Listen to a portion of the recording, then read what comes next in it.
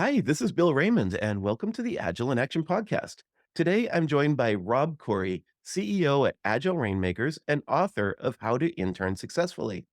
Rob has been a guest with us before. As a matter of fact, you might remember him from last year's podcast, where he talked about how students can make the best out of their internship program. This year, Rob is returning to share insights for managers and leaders to help them build great internship programs. Rob gives back to the community a lot, so we wanted to make sure he was back again. And this year, Rob is announcing his new book, Internship Management: Principles for Designing an Exceptional Internship. Hi, Rob. How are you today? I'm doing great, Bill. Thank you. Thanks for having me. Can you introduce yourself to the audience? Yeah, I'm Robert Khoury. I'm the co-founder and CEO of Agile Rainmakers, a high-impact business development consulting and advisory firm based in Chicago's Gold Coast.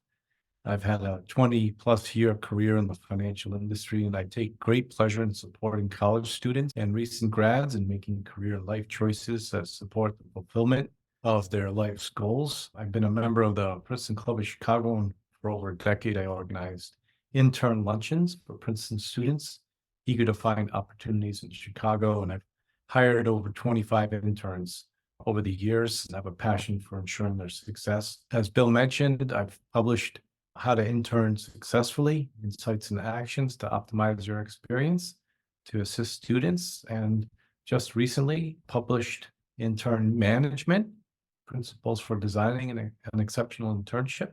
That was for the managers. And the whole idea here is to bring dignity to the internship discourse. And that's what I'm out to do. And I'm loving the entire process. Yeah, and you talk about that a lot. We're going to dig deeper into what you mean by dignity.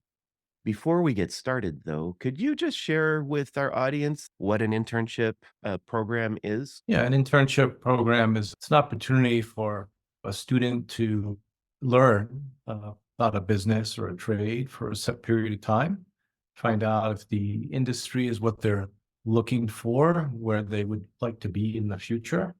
It's also an opportunity for those students to make connections and help them grow in not just in their career, but in life overall. It's a great opportunity for businesses to see new talent and understand what motivates them, what they're interested in, where they want to go. What it is not is it's not free labor and the butt of jokes. And that's what's often been in the past.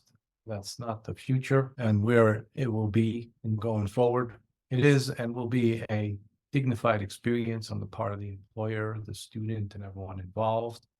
And it's going to elevate in time to be an even better and better experience for everybody. So to me, that's what an internship is: a set period of time for everyone to get outstanding experience, both as an intern and as a manager, and to create and build a future that's inspired with underpinning of dignity in the whole process. Yeah, it's really a partnership, isn't it? It's a way for you to help someone understand whether or not they want to continue in the field.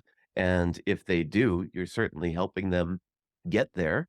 And then you have also the students that are going to learn quite a bit in a short period of time. Exactly. They will learn so much, and they'll learn a lot in the onset. So there may be things that you're intended to teach them around your industry or your career, et cetera. And they're picking up on stuff that you wouldn't even know they were picking up on.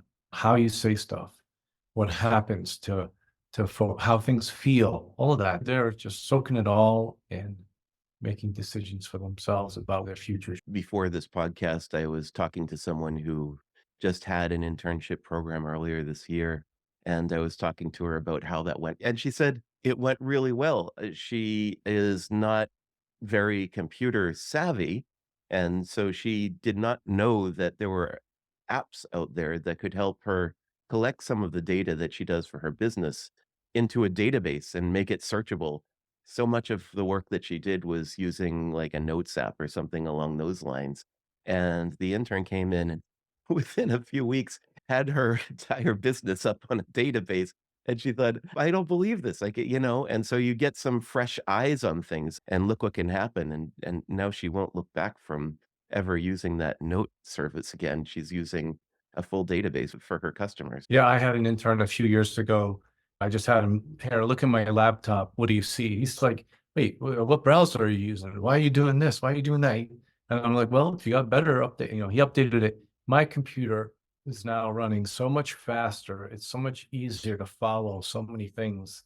It's like a godsend. And it took him maybe 10 minutes, and the benefits have been going on for me for 3+ years.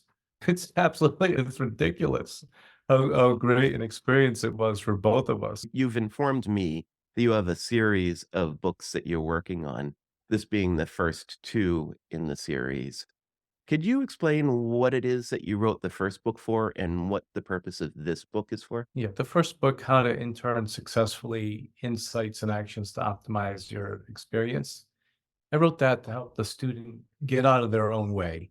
They tend to limit themselves with their self-talk or the anxiety that they have around just being in a different kind of environment or having to talk face to face with a manager like me, etc. The first book's intended to assist students to get out of their own way, allow them deal with fear of failure.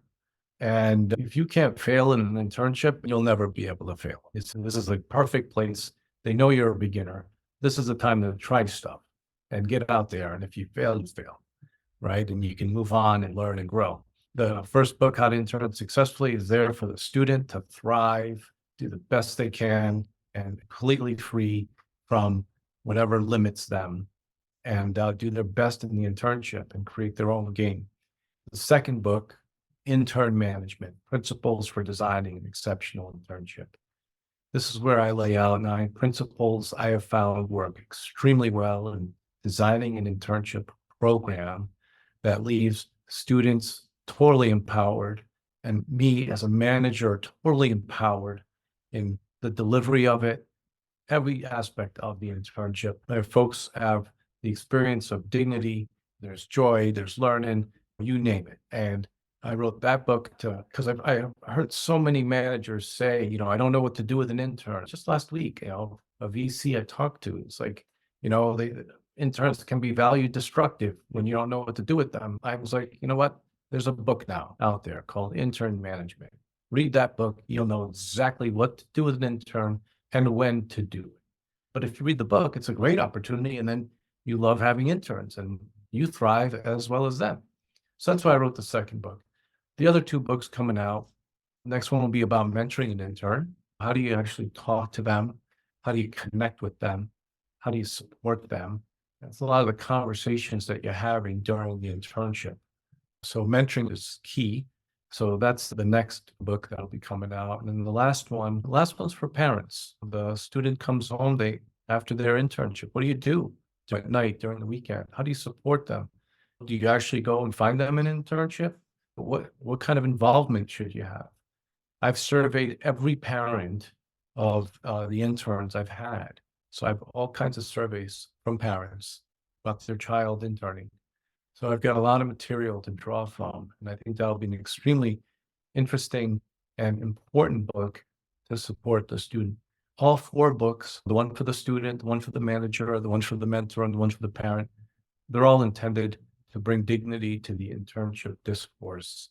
Let's elevate the delivery of internships, and let's elevate the experience everyone has in an internship. That's the idea. With that book, you also have these 9 principles, and we're going to talk about just a few of them today in this podcast, but could you share what those 9 principles are? 9 principles are transparency, harmony, empathy, buoyancy, respect, intentionality, discovery, generosity, and empowerment. And those 9 principles, if you think from those, if you design your internship from those, if you keep your eye on those principles throughout the internship and after, you'll have an exceptional internship. In the book, I lay out all those principles. Here's what I do. Here's how it works. I just lay it all out with those principles in mind. It's like a case study in how you do your business. Yep, exactly. You were nice enough to give me a copy of your book so that I could read through it. And it's a great book, by the way. Something that struck me as we go into this first principle, which is respect, it almost felt like I had to put on my going into my first job hat, if you will. I was thinking about how many things I was so worried about when I was doing my first interviews. I was thinking about how the manager interacted with me as a student. And it just brought me back that sometimes when we go and we hire for someone, it feels like what you have to do is put down the job description. And there's almost always this sort of language that you use, this terminology that you use for your business. And I don't know that a student will necessarily know all of those terms.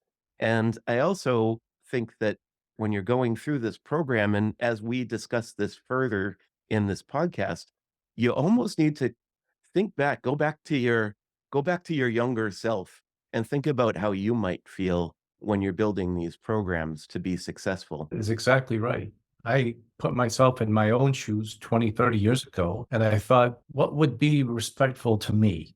And I also put myself in the shoes of current day students, right? Because the world's very different than it was 30 years ago. And it's really eye-opening when you start thinking from there. You start really considering what it takes to do that.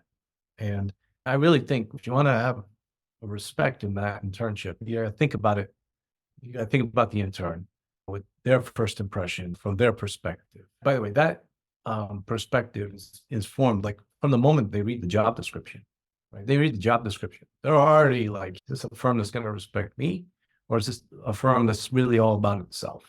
Okay? It's just going to communicate right there. And then it goes on, right? You start to interview them. You're interviewing them. And let's say you say very little to nothing about yourself and you hear them pour everything out about themselves, share everything, but you don't say anything much. That's not very respectful in that regard. And then they may apply and they never might hear back from you with either a yes or a no. And that's these things are just not respectful. So if you're interviewing, you'd like to know who you're talking to, right? That would help. So if you're the manager and you're interviewing, share a little bit about yourself and your career to the intern. Maybe kick it off that way. That'll put them at ease. Start that way. And then if you say that you're going to make a decision by a certain date, commit to it. When get that word to them. And if you can't keep that commitment, let them know. Look, we promised you by whatever, January 31st, and the new date's February 15th. But let them know that days in advance, not on February 2nd. There's a lot about respect here. And you have to think about it. Like, how is the relationship asymmetrical? And how do you try to do what you can? Don't try. How do you bring symmetry to it? And maybe provide honest, balanced feedback on the interview you just had with them. That would be, in my mind, quite respectful. Another thing, too, is when they intern with you, don't keep pushing off meetings with them because you're too busy. Really honor the time you schedule to be with them, to do a review, to share about the day, whatever it might be. I've heard this is totally disrespectful. I've heard of interns, they sit around all day, they've got nothing, they're given nothing to do, and then at 5 o'clock, they're given something to do. So they end up working really late. And what would it take to get that work to them at 9 in the morning instead of 5 p.m.? I can go on and on. The idea here is think about what it's like from their perspective and how can it be a respectful interaction, a respectful relationship that if you start thinking from there, what you start to see, and it's all laid out in intern management, okay, what you start to see is, hey, I need to hold my judgment. I need to be encouraging and supportive. I need to get to know the interns so I can be a bit more empathetic. I need to let them say what's there, even if I might not agree with it. And then think about how to take what they're saying and incorporate it with what we're doing, because there is some validity to what they're saying. It's not respectful if you don't validate where they're coming from.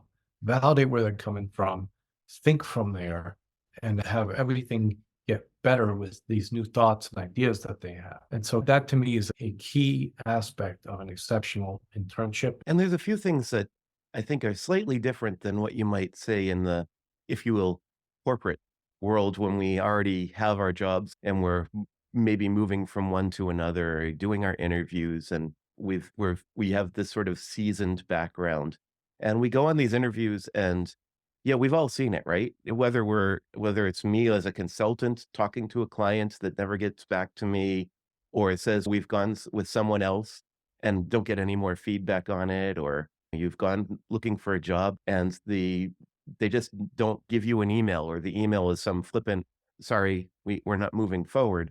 one of the things that you do, which I think is very unique, and I actually think that we should see more of this, quite frankly, in this world, is to also get feedback on the interview process. And I like the fact that you do that. Can you share a little bit about why that's important to How do you? you expect these students to improve if they keep interviewing, but you never give them feedback on how what they said occurred to you? If we're not helping these students improve in how they interview, then we're going to keep perpetuating. They'll keep perpetuating their mistakes. And it may not be for 10, 20 years till they realize some things that they say aren't really working when they interview. That's a missed opportunity. And if you're a manager, really start to put language and start to really think how you can share feedback with someone to help them elevate themselves, even if you don't hire them as an intern. To me, it's just a huge opportunity for everyone. I let the intern or the student know when I give them feedback. I let them know that one of the rules is you've got to take what I tell you and have it empower yourself.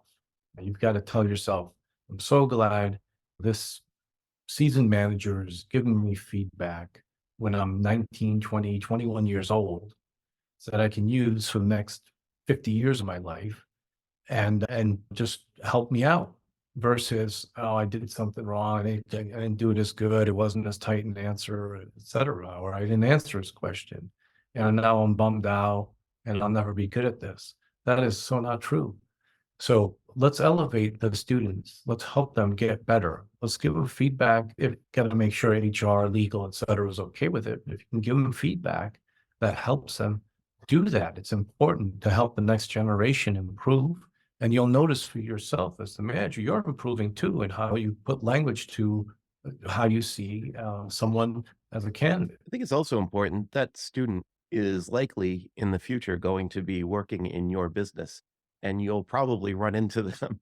And the more you can offer that feedback, even if you didn't decide to work with them, the better. Because I can imagine my young self, right? Since then, I've built a strong skin. Someone says, we're not going to work with you, and I don't hear any feedback. I can sit back and say, okay, roll with the punches. And I can also say, let me think back to what I said. Maybe there's something I said, or maybe they were looking for something and I didn't quite connect to it. And usually I can, if you will, string all the bits together. But a young me in school would probably do one of two things. I'd probably say, I'm doing everything wrong, especially if one or two interviews didn't go right. You'd already start to feel very anxious. Or the other young me could just get super jaded and say these people just don't give good interviews, and then you get angry with the industry. It's super easy to just allow yourself to do that on and off switch, and any kind of feedback, I always feel like super helps in grounding you in what's really happening. Yeah, and to your point, Bill, you might totally cross off an industry from your life over a interview that didn't go so well. I mean, it can be really impactful because remember, when you were that younger Bill, you're extremely impressionable.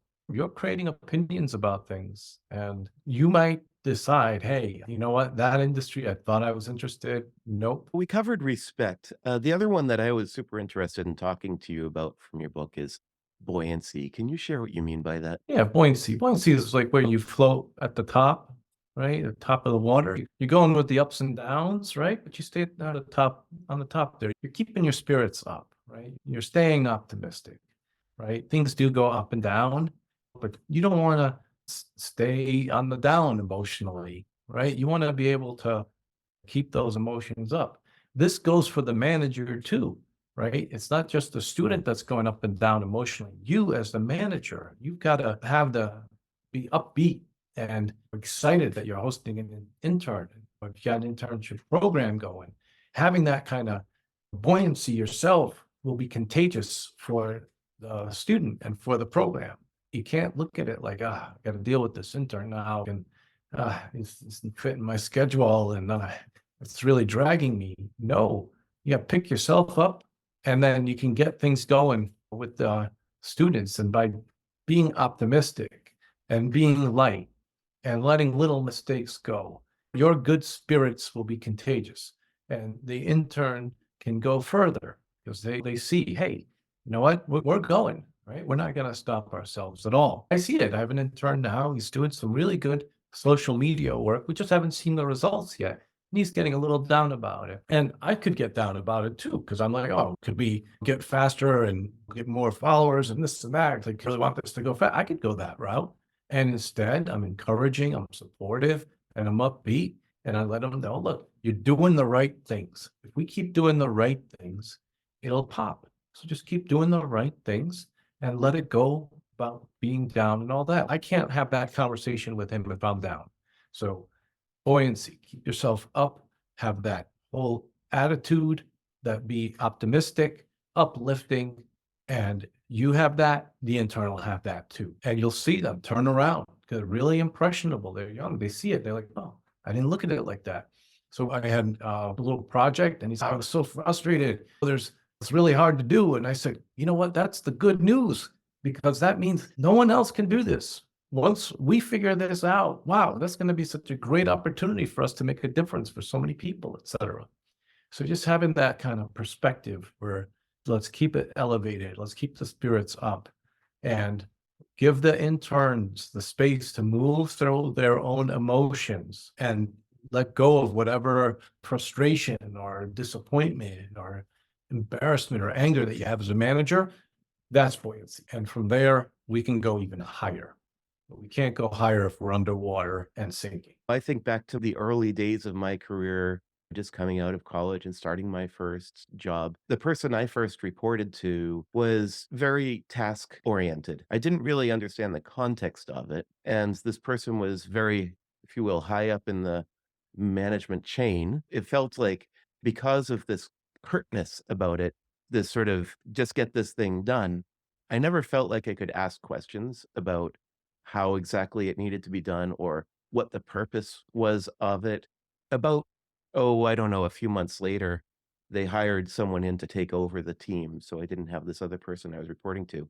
This person just came in and said, "Let's take a look at what you're looking at. You know what? I don't think these align with your objectives." Started talking to me, uh, more like a, "Hey, let's figure out what needs to get done. Hey, Bill, what do you think needs to be done?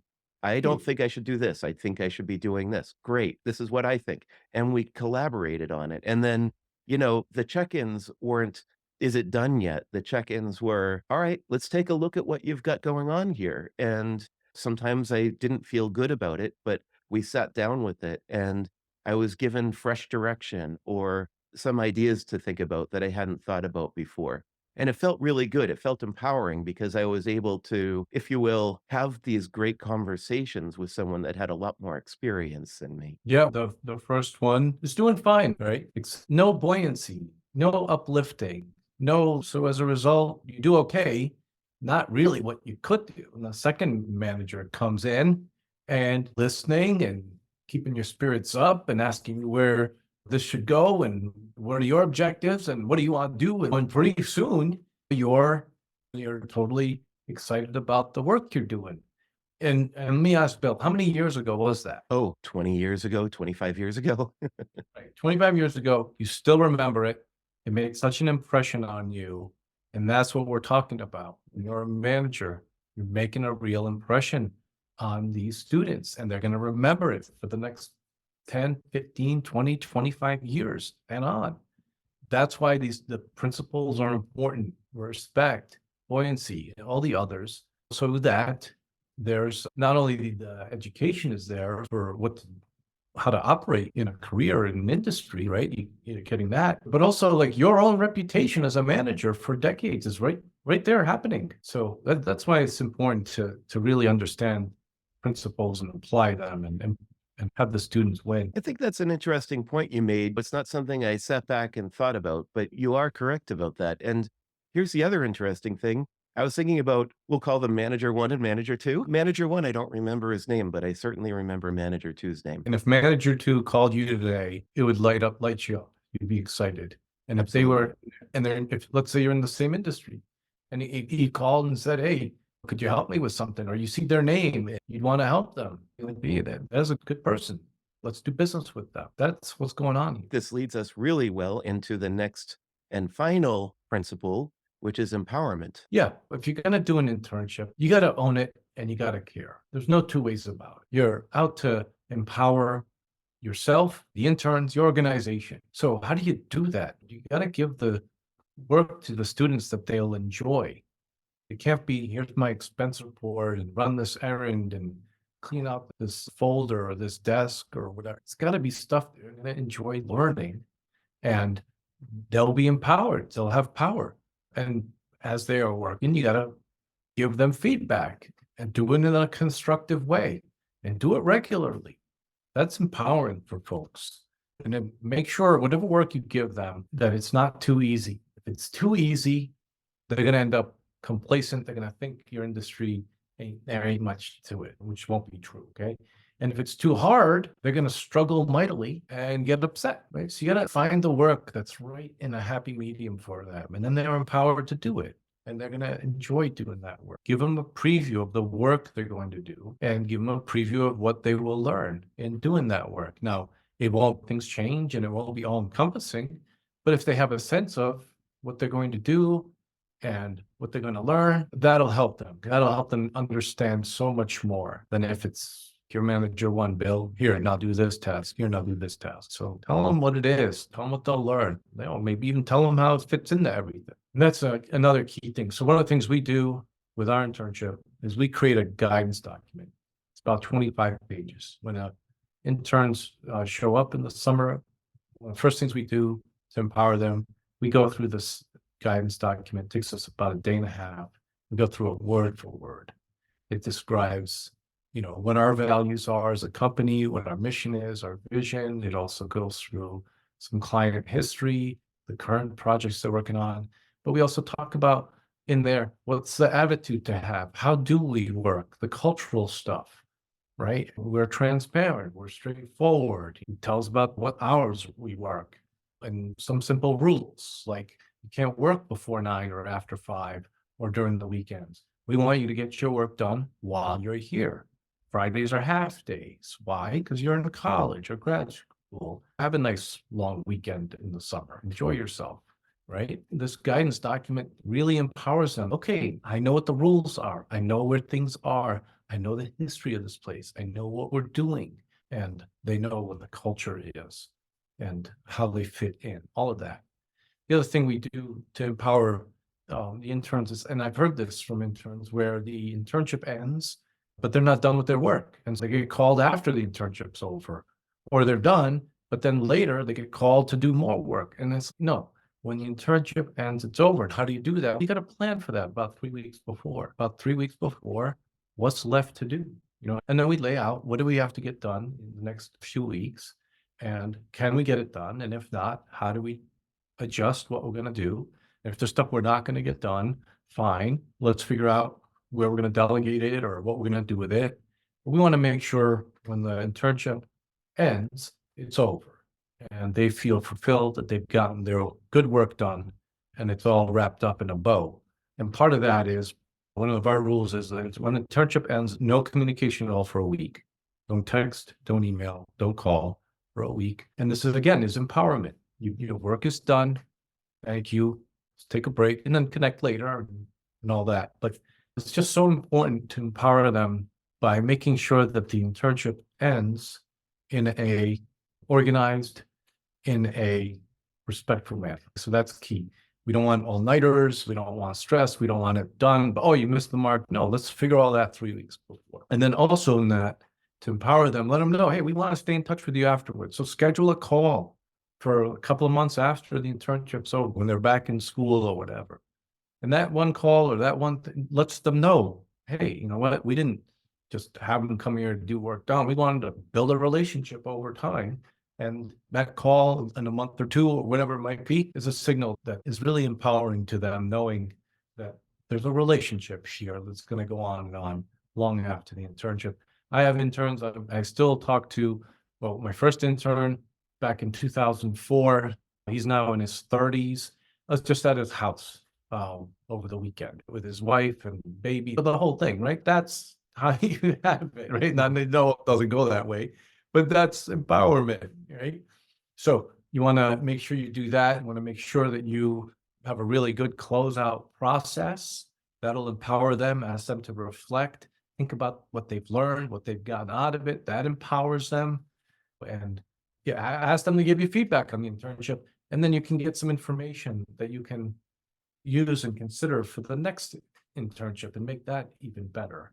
If we have any managers or leaders that are listening to the podcast right now, what are some recommendations that you'd say they move forward with? The first thing, Bill, is get the book, Intern Management Principles for Designing an Exceptional Internship. Really get it. On one level, it's about internship design.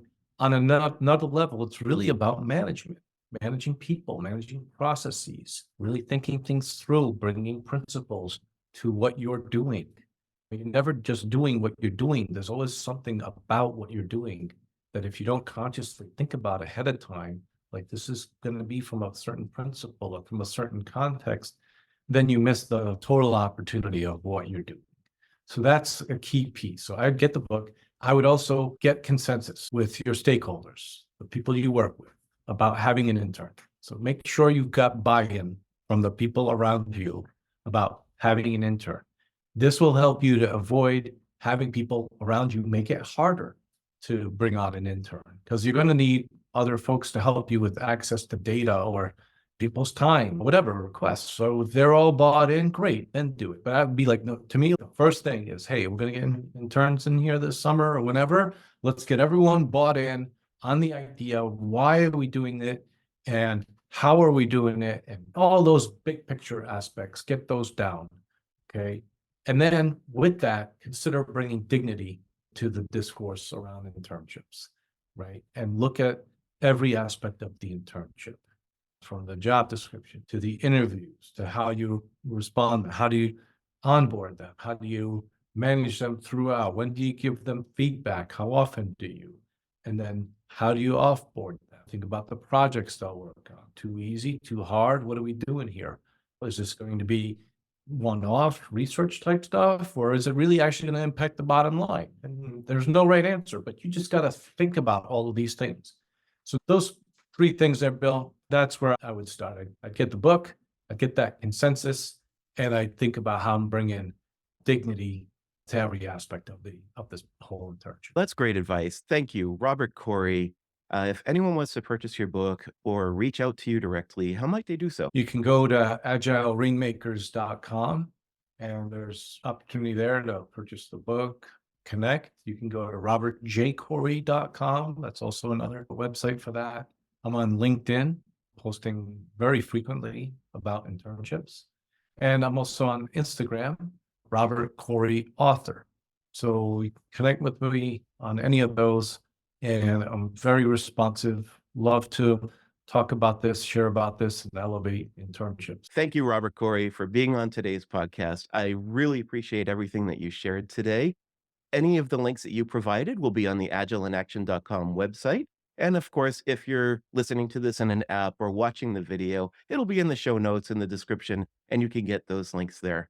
Thank you once again for your time today, Robert. My pleasure, Bill. You are a phenomenal podcaster, and I really enjoyed my time. Appreciate it very much. Thank you for listening to the Agile in Action podcast with Bill Raymond. Subscribe now to stay current on the latest trends in team organization and agile techniques. Please take a moment to rate and comment to help us grow our community. This podcast is produced in affiliation with Cambermast LLC, and our executive producer is Riyama Dagason. If there is a topic you would like Bill to cover, contact him directly at bill.raymond@agileinAction.com.